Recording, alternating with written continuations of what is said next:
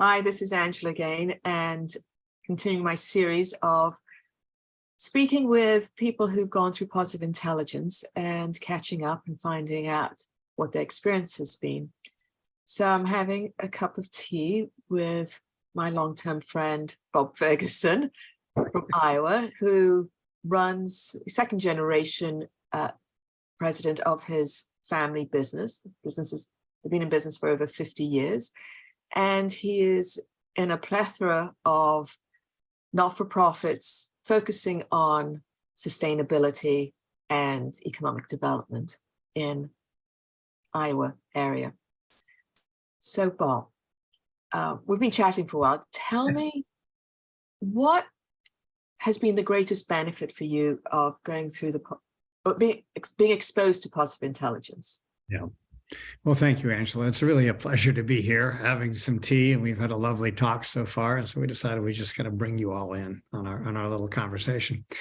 Undoubtedly, the biggest impact is on my leadership. Now, of course, that impact came from impacts inside of me.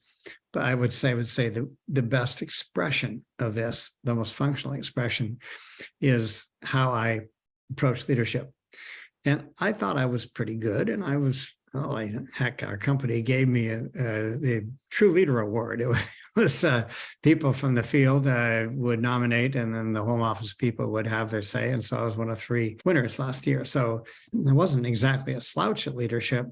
But what I found was that if you're of the religion here and understand the terminology, the inner saboteur is the judge, we're quite active.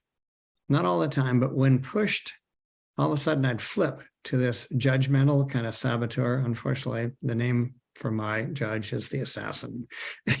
And so if you crossed me in a meeting past a certain point, that bad boy would come out, and it would inevitably create problems. Obviously, you don't want an assassin in a meeting. That's not a good thing.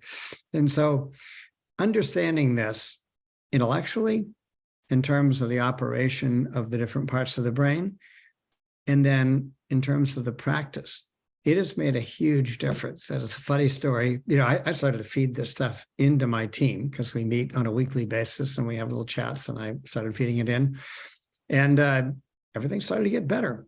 Even before any of them, now I'm doing what you're doing and I'm bringing people through, even before any of them started the formal program, it was astonishing, the difference in our team, the whole tenor of it. And so I said, well, y'all see a difference?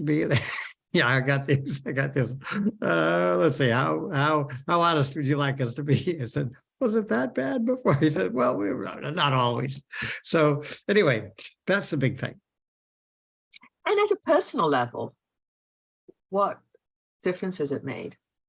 Well, a little bit of background. I've practiced transcendental meditation for 52 years, a darn good thing, because given my trajectory at age 19, if I hadn't done that, I probably most assuredly would have been dead unless something else intervened.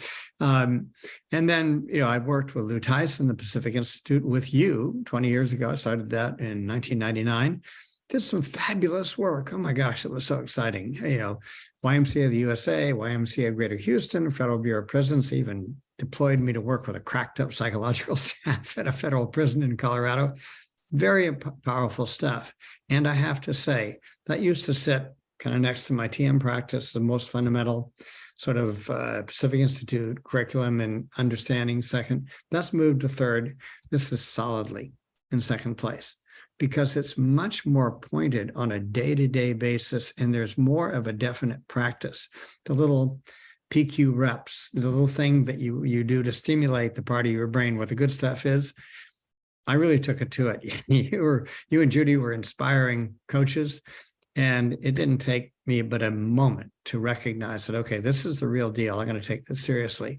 And it really is the spontaneous, not having the inner critic, the inner judge, nearly so active, and understanding when my particular favorite saboteur is part of my brainstem level of activity that kind of protects me and makes things okay. When those come up, I'm now able to say, I don't find them. I say, oh, I see you, you little stinky son of a gun, and it just kind of dribbles away, don't pay attention to that man behind the curtain. So just by being able to pull the curtain aside and say, oh, there's no Wizard of Oz, a little guy with a machine. So that has made a monster difference in my insides, and much more than I ever would have imagined. I know, yeah, I would say the same for myself, that I can see it when I'm going into this brainstem fear-based thinking, and the pain and suffering on a daily basis just is so much less. Yeah. I probably spend the rest of my life getting better at it, but yeah. That helps. Everything is kind of recursive. Life gets better, insides get better, life gets better.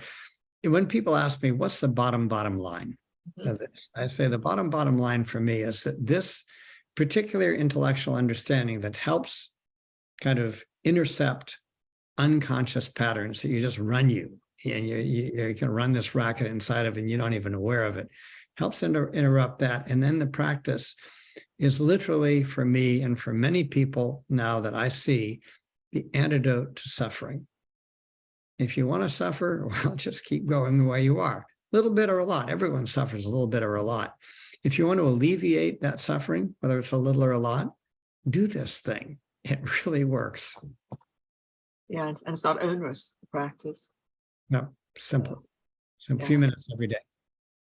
Yeah, people spend more time probably cleaning their teeth than they do cleaning up their thinking. Absolutely. We spill much more time every day than it takes to do this and do it well and do it to the point where you really have an impact. Yeah, so true. So true. Thank you. Oh, thank you.